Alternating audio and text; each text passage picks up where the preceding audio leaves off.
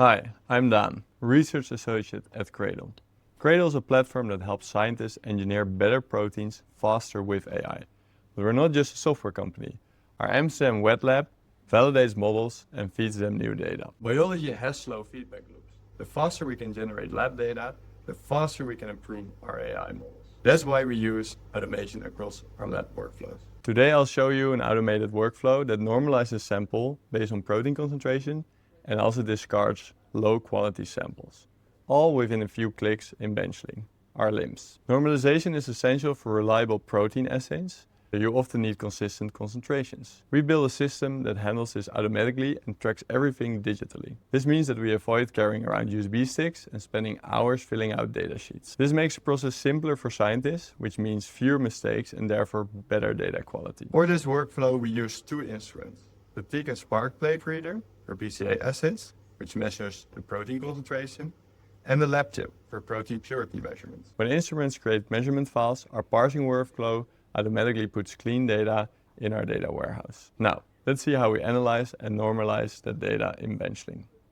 All data flows into Benchling through connected apps. These apps pull from our data warehouse. This is embedded within our Benchling canvas, which means both the automation and documentation happens on one page. We can now fill in the protein quality control canvas, which takes in the data from the Tecan Spark and lab chip in combination with the quality control threshold.